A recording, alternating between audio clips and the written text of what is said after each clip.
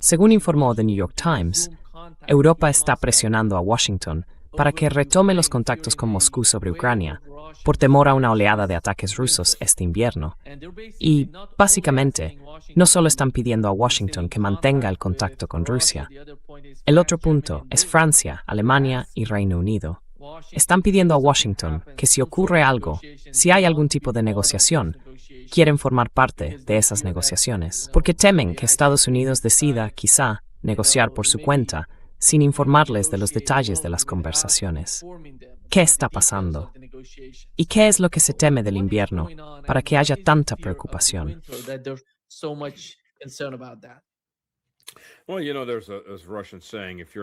Bueno, ya sabes, hay un dicho ruso: si no estás en la mesa de negociación, estás en el menú. Y los europeos están en el menú. Es más, ni siquiera están en el menú. Son el menú de ayer, tirado a un lado. El problema de Europa es que está jodida. Muy jodida. Bueno, Europa, déjame reformularlo. El problema de la Unión Europea, porque Rusia es el 42% de Europa, algo que odian recordar, es que está jodida hasta resultar irreconocible. Por fin ya están empezando a tener escasez de combustible de aviación y diésel, y solo va a empeorar. La locura de Estados Unidos con Irán no va a terminar pronto. El ego de Trump jamás le permitiría retirarse, y además debe demasiado a sus dueños israelíes.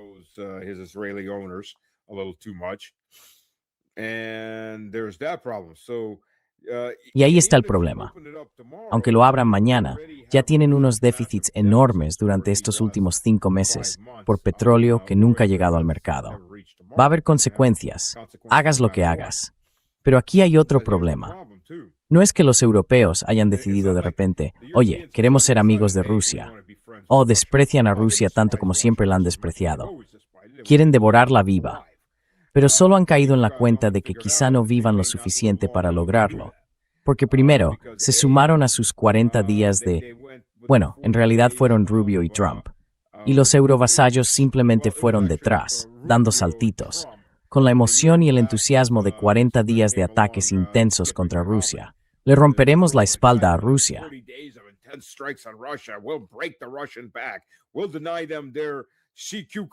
Les negaremos su crema facial de baba de pepino de mar. Ya está. Eso quebrará a Rusia. Lo cual es más bien una proyección de lo que quebraría a Estados Unidos y a Europa, no de lo que quebraría a Rusia. Porque la mayoría de la gente tiende a proyectar sus propios valores y sus propias carencias sobre los demás. Así que lo que hemos visto es que Rusia empezó a subir por la escalera de la escalada. Y Rusia cerró Ucrania al mar y al ferrocarril. No estoy hablando del ferrocarril, pero el ferrocarril también está cerrado. No tanto porque hayan atacado las vías, porque son bastante fáciles de reparar, sino porque Rusia, el ejército ruso y los partisanos rusos activos dentro de las zonas rusas de Ucrania, que son 2/3 de Ucrania, están destruyendo locomotoras a diestro y siniestro.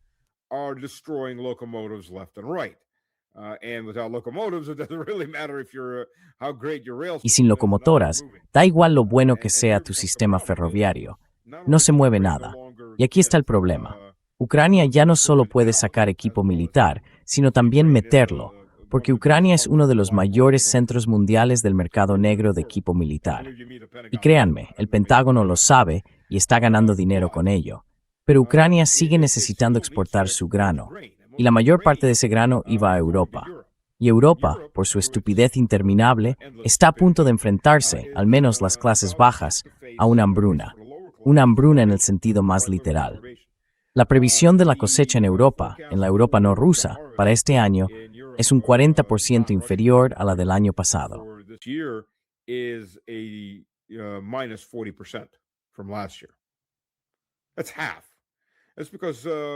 Eso es la mitad.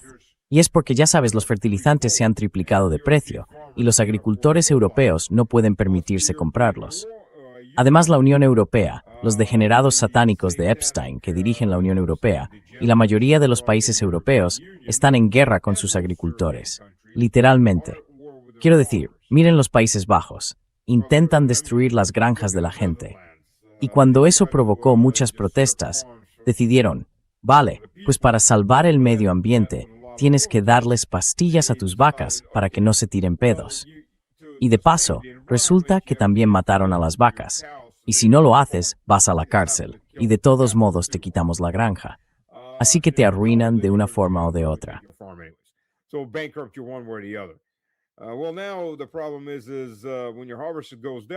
Bueno, ahora el problema es que cuando tu cosecha cae un 40%, los precios de los alimentos se van a disparar.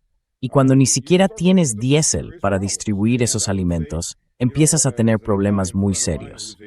Y diría que, como me dijo un amigo italiano, profesor en Italia, el problema para las clases bajas en Italia, antes de que empezara todo esto, es decir, hace un año, era que había muchos más días en el mes que presupuesto en el banco. Para la cuarta semana, las familias pobres ya no podían alimentarse, no les llega el dinero. Y eso antes de una fuerte subida de los precios de los alimentos. Y Ucrania ya no puede sacar grano, acero, mineral de hierro, semillas de girasol y aceite de girasol, que es fundamental para los europeos a la hora de freír alimentos. No pueden sacarlo por los puertos. Los puertos están cerrados.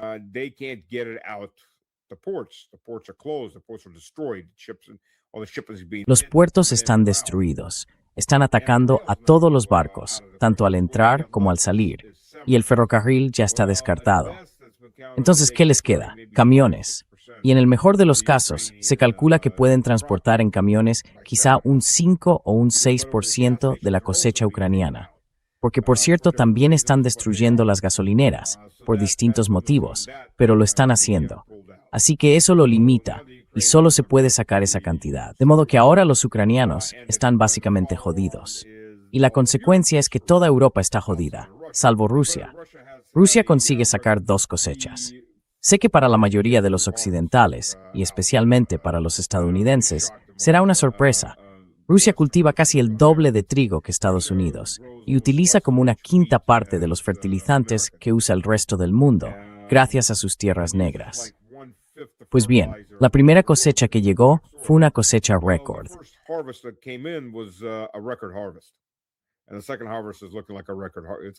Y la segunda cosecha apunta a ser una cosecha récord. Va a ser una cosecha récord. Así que hay mucho grano. Claro que, con Estados Unidos, porque llamémoslo por su nombre, atacando barcos en el mar de Azov y en el este del Mar Negro, barcos de grano, por cierto, bastantes de ellos, hay mucho grano que no va a llegar a África ni a otros lugares así. De hecho, la mayor parte del grano de Ucrania va a Europa. Una parte importante del grano ruso se dirige a lugares como Egipto. Egipto vive o muere por el grano ruso, así que en lugares como África y Egipto va a haber hambruna, porque los estadounidenses han destruido la economía mundial. Bueno, le han hecho muchísimo daño. Puede que no la hayan destruido. Le han hecho muchísimo daño. Han destruido gran parte de los fertilizantes.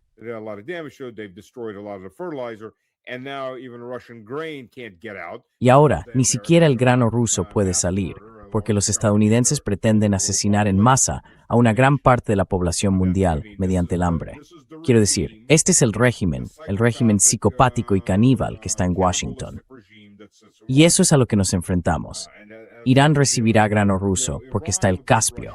Es bastante fácil. China recibirá grano ruso porque, ya saben, está justo al otro lado de la frontera. Pero en lugares de África, en países como Egipto, habrá hambruna. Y solo tienen a un país en el mundo al que realmente culpar, porque todos los demás son putas de Estados Unidos o de Israel y hacen lo que les mandan. Y los estadounidenses, junto con su esposa, marido, dueño, familia, vasallo israelí, como quieran llamarlo, ese cono de helado que se lame a sí mismo, son responsables de lo que se viene muy, muy pronto.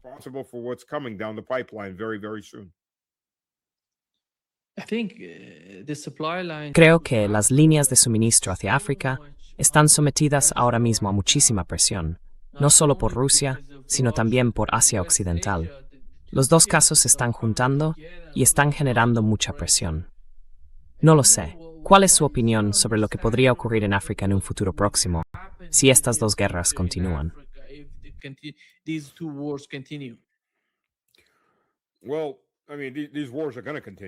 Bueno, quiero decir, estas guerras van a continuar, obviamente. No hay ninguna duda. Rusia, por su parte, Ya sabe, los europeos están aterrados porque no solo quieren estar en la mesa, sino que nadie va a dejarles sentarse a la mesa porque no son nada, no producen nada y no pueden hacer nada al respecto, salvo morir cuando los estadounidenses les dicen que mueran. Y lo harán encantados si Estados Unidos les suministra lo necesario. El liderazgo. Dudo que el siervo fiscal medio quiera morir por los dirigentes, pero tienen que obligarle a ello. Los europeos necesitan combustible. Los europeos necesitan grano, y no están recibiendo nada de eso. Y Rusia tampoco va a vendérselo. Nadie confía en nadie en Europa, salvo quizá en Fico.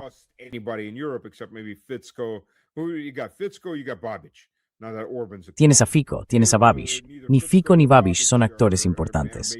Entonces, ¿con quién se negocia? ¿Con los europeos? ¿Con quién se negocia? Con Trump. Occidente está dirigido por maníacos que han quemado todos y cada uno de los puentes que existían y no tienen ninguna credibilidad. Nadie confía en ellos. Y África, América Latina y el sudeste asiático van a ser los más golpeados por esta gente. África, la peor de todas. Por razones obvias, África tiene mucha inseguridad alimentaria, lo que significa que no hay comida suficiente y la gente acaba muriéndose de hambre. Pero si lo miras bien, también Gran Bretaña. A ver, Gran Bretaña se presenta como una economía del primer mundo. Pero veamos qué es realmente Gran Bretaña, según las revistas británicas, según los periódicos británicos.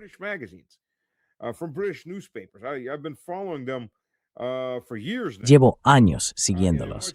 Y en épocas mucho mejores, ¿sabéis cuáles son las tasas de mortalidad excesiva durante el invierno en el Reino Unido? Y eso teniendo en cuenta que en algunas zonas del Reino Unido ni siquiera nieva o cae muy poca nieve. La temperatura media en invierno en Londres está por encima de 0. En Escocia hace frío. Pero quiero decir, esto es invierno. Bueno, ni siquiera es invierno. No es como en Rusia. -20, -50 según donde estés. -65 según donde estés. Eso sí es invierno. Esto es un invierno suave. Y las tasas de mortalidad excesiva en el Reino Unido. Todos los años. Lo que quieren decir con tasas de mortalidad excesiva es gente que muere de frío o de hambre. Son entre 20.000 y 50.000 personas al año, en su mayoría ancianos que mueren congelados.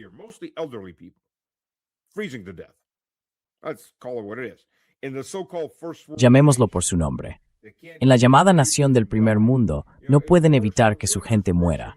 En los peores inviernos, Rusia puede llegar a un par de cientos de personas, quizá 1.000. Algunas probablemente serán personas sin hogar o gente atrapada en un coche, en algún lugar, bajo un montón de nieve. Y esta es la Inglaterra del primer mundo, donde mueren regularmente entre 40.000 y 50.000 personas todos los años, según sus propios. Son sus propios periódicos. Basta conseguir sus propios periódicos. Lo admiten. Ya saben, donde 1 de cada 5 niños o 1 de cada 4 nace en un pasillo o nace en un taxi, porque no hay sitio en los hospitales para una mujer embarazada que está a punto de dar a luz. Esta es una parte, entre comillas, del jardín del primer mundo.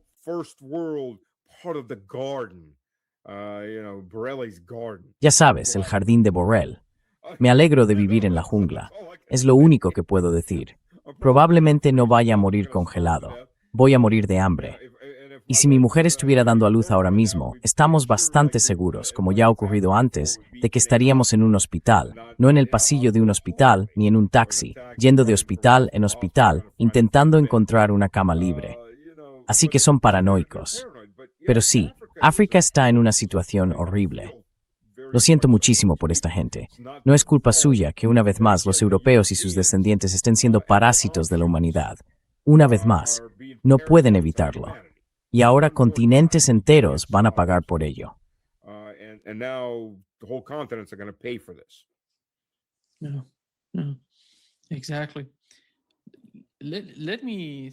Exacto. Dejen mostrarme a Ucrania con la parte oriental y la occidental, aquí. Fíjese en lo que tenemos.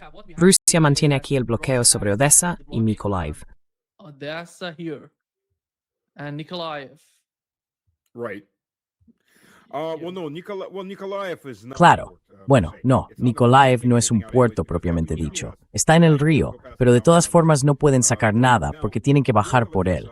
Claro, tienen que pasar por una zona controlada por Rusia. Ahora, al norte de Odessa está el puerto de Yuzhny, el puerto sur. Y luego hay 3 puertos más al sur de Odessa, a lo largo del Mar Negro, y otros 3 en el Danubio, que forman la frontera sur de Odessa. Ese pequeño, todo está en esta zona. Bueno, es más que eso. Ojalá pudiera controlar esto. Lo marcaría. Mira la frontera suroeste de la provincia de Odessa, en Ucrania. No, al suroeste. Sigue bajando. Abajo, abajo, abajo. Justo ahí. Vuelve a subir. Ahí mismo. Esa es la frontera. Bueno, un poco más abajo está la frontera real. Bueno, no, ahora más arriba. Quiero decir, mira la diferencia de color justo ahí. Yeah. Sí, ¿te refieres a estas aquí? Sí. La frontera sur es el río Danubio, y hay 3 puertos a lo largo del Danubio. Esos puertos también están siendo destruidos de forma activa. Y ahora, por cierto, Rusia también está destruyendo las conexiones ferroviarias de entrada y salida de Odessa y de esos puertos. Así que todo eso ha sido atacado muy activamente. Así que sí, esos puertos han desaparecido. A todos los efectos, Ucrania es ahora un país sin salida al mar. Y al final, esos puertos desaparecerán cuando vuelvan a formar parte de Rusia. Así que, So let's assume that Russia. Así que supongamos que Rusia, veamos la realidad de lo que está ocurriendo aquí, en el Mar Negro. El bloqueo que se está produciendo en el Mar Negro. Ha mencionado la conexión que Ucrania tiene con Polonia. Sí, supongo que la frontera con Bielorrusia. No sé qué controles hay en esa frontera. está completamente cerrada. Cerrada, con tropas a ambos lados mirándose unas a otras. Así que sí, no hay ningún tránsito cruzando esa frontera. Así que, ahora mismo la única salida para Ucrania es la frontera con Polonia, que baja hacia Hungría, Rumanía y Moldavia, si no me equivoco. Así sí. Esto está básicamente en el extremo occidental de Ucrania. Y aquí tenemos Leópolis, que se suponía que iba a ser la próxima capital de Ucrania.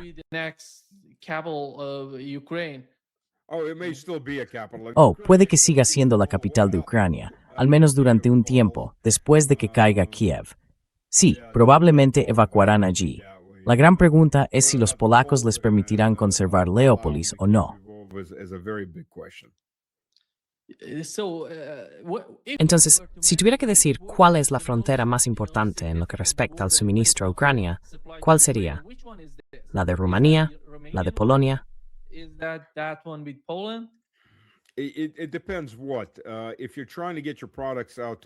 Depende de para qué. Si intentas sacar tus productos al mercado más amplio de la Unión Europea, entonces es Polonia, sin ninguna duda. Si hablas de la entrada de armas, son tanto Polonia como Rumanía. En realidad, la mayoría simplemente llegaba por barco. Pero como esa ya no es una opción y el ferrocarril tampoco lo es, empiezan a surgir otros problemas. Ya sabes, los tanques no llegan muy lejos por sí solos. No son vehículos de ruedas. Los vehículos no se adaptan bien a largos desplazamientos por carretera. Eso es un problema. Alzar menos portan atracadas. They're usually brought in by rail, they're brought in by trucks with flatbed. Los llevan en camiones con plataformas. De una forma u otra, normalmente transportas dentro un vehículo pesado de orugas.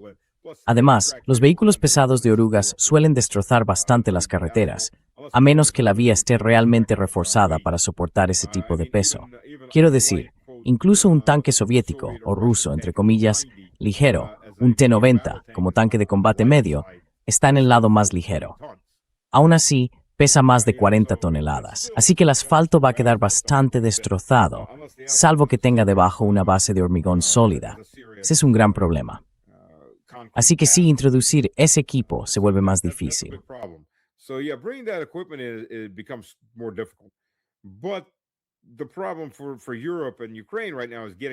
El problema para Europa y Ucrania ahora mismo es sacar el grano. Y por ponerle una cifra en dólares, Ucrania se enfrenta a perder ingresos por valor de $50,000 millones. Es decir, $50,000 millones más que los contribuyentes de Estados Unidos y de la Unión Europea tienen que gastar en Ucrania. Es poco dinero, poco dinero. ¿Por qué los estadounidenses no pueden tener escuelas, sanidad, ferrocarriles que funcionen y cosas así? Porque Ucrania lo necesita y los políticos estadounidenses no podemos olvidarnos de esos tipos. Cuando estás construyendo tu tercera mansión enorme, quieres algunas mejoras. Cada año sale más caro. Necesitan más comisiones ilegales. ¿Estoy siendo demasiado sarcástico? Am I being too sarcastic?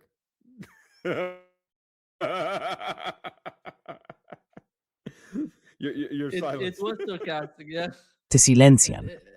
Era sarcástico, sí. Bueno, el problema es que algunos no lo pillan. Dicen, bueno, habla en serio. Estoy hablando en serio sarcásticamente, pero de verdad. Quiero decir, ya sabes, estos políticos, los políticos estadounidenses, si miras al congresista estadounidense medio, cuando llega al Congreso es de clase media alta o de clase alta baja. Y el sueldo en el Congreso es de unos $200,000. Tengo que mirarlo. No estoy del todo seguro de cuál es el salario exacto, pero el congresista medio gana unos $240,000 al año de sueldo. Lo cual, por cierto, si vas a vivir en Washington, alquilar una casa adosada en Georgetown te va a comer prácticamente toda esa cantidad. Y en poco tiempo, todos son millonarios. Ya sabes, como que me encanta eso, millonarios.